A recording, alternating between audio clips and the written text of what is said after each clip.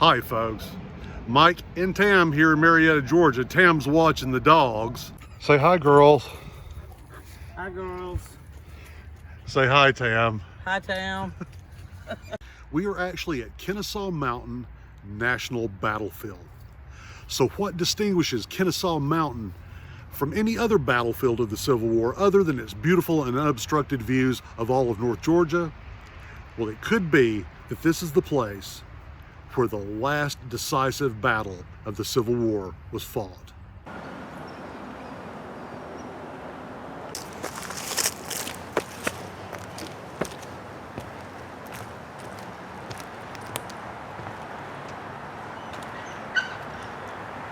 As part of the National Park Service, Kennesaw National Battlefield has its own Interpretive Center. This is where you go to get your daily parking fees, which are a meager $5 for all the ground that there is to cover around here.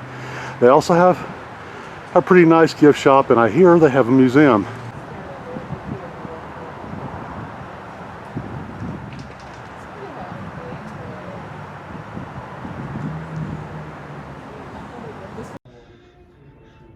Now the battlefield office also has a nice little gift shop.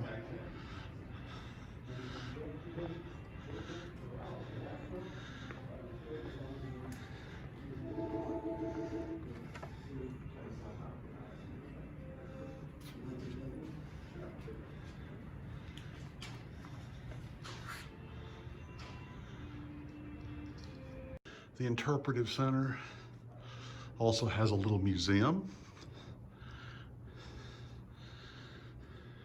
showing, as you come in, the opponents as they face off against each other. Interestingly enough, the way this is oriented, this display is on the north side of the room, and this display is on the south side. Some original battle flags from the Civil War, Confederate battle flag, and a Union battle flag. So what was it about Atlanta?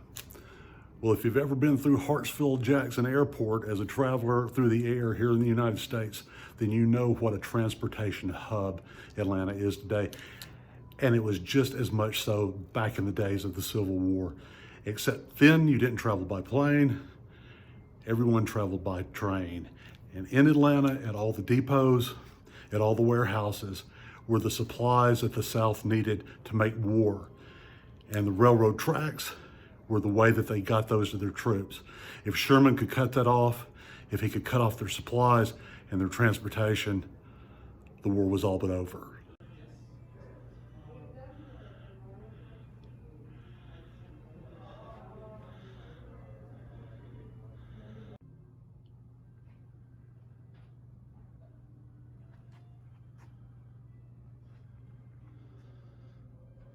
So why was the battle fought here so decisive? Some of you may remember an American film from the 1930s called Gone with the Wind. The most dramatic and exciting scenes in that film take place at the burning of Atlanta. The actors did a good job of portraying the fear that local residents in Atlanta were feeling at that time, knowing that Sherman's army was on the way. If Atlanta was cut off,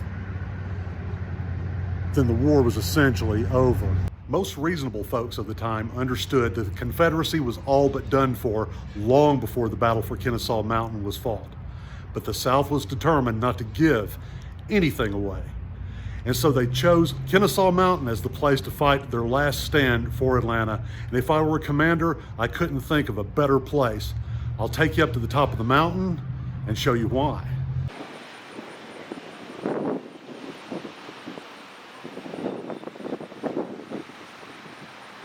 Now one can easily see why Kennesaw Mountain would be the place you would want to mount your defense of the city of Atlanta. It has a commanding view of the area all around. You can place artillery up here and hammer away for days. And it in fact took weeks for the Union Army to take this position. so heavily defended and so advantageous.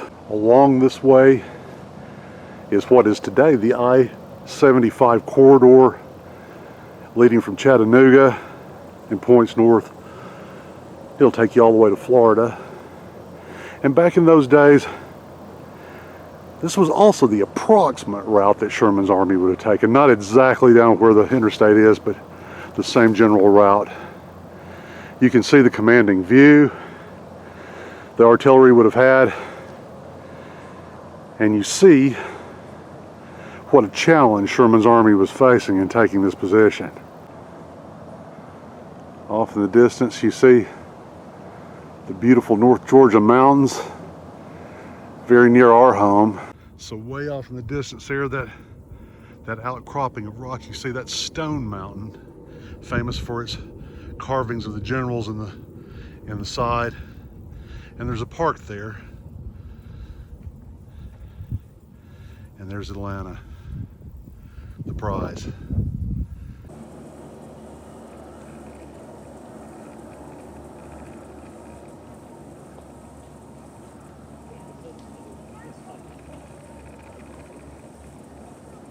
This was the route for Sherman's army on his march to the sea. There was no way to get there. There was no way to get through Atlanta except past Kennesaw Mountain.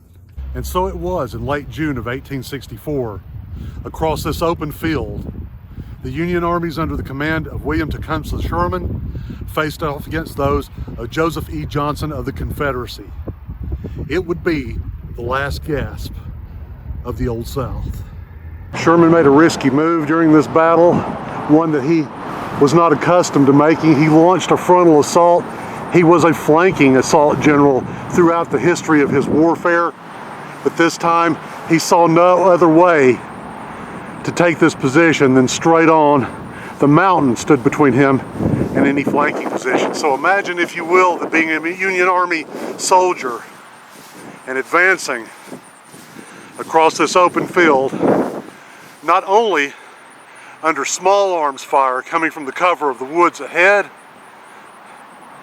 but from the hellish artillery raining down from on top of the mountain. This is a long way to go. Heck, it's a long way just to walk if you're not being shot at.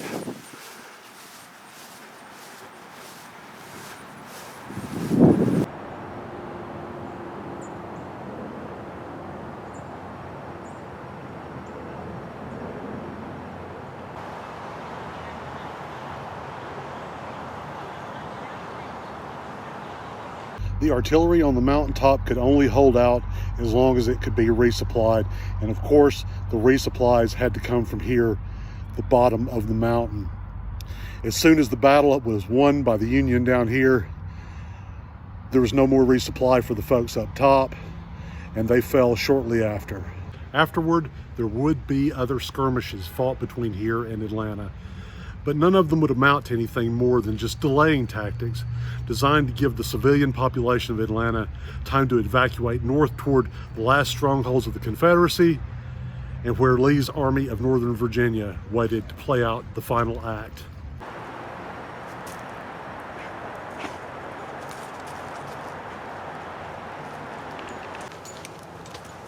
There are miles of excellent hiking trails here around the base of the mountain and all the way to the top. It's a few miles switching back to the top, but we noticed a lot of people making that trip. Got a nice little picnic area here near the trails.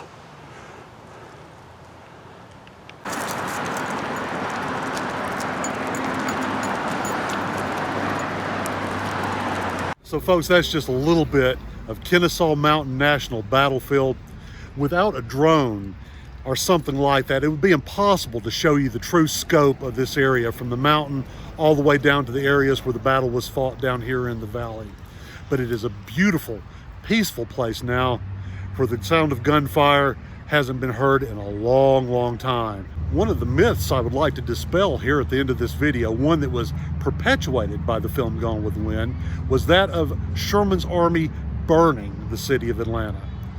The city of Atlanta did catch on fire, and some of it was collateral damage due to the battles that were taking place. But most of the burning that was done in Atlanta was done by Atlantans. Yes, it was a strategy designed to deny Sherman's army the supplies that were waiting in Atlanta. So rather than those supplies fall into the Union Army's hands, the people and the armies still in Atlanta burned it all themselves. So folks, this is Mike and Tam, along with Addie and Sadie. Say hi, Sadie. From Kennesaw Mountain National Battlefield. Bye. The girls are just checking the mail. We're saying bye from Kennesaw Mountain Battlefield. We're saying bye.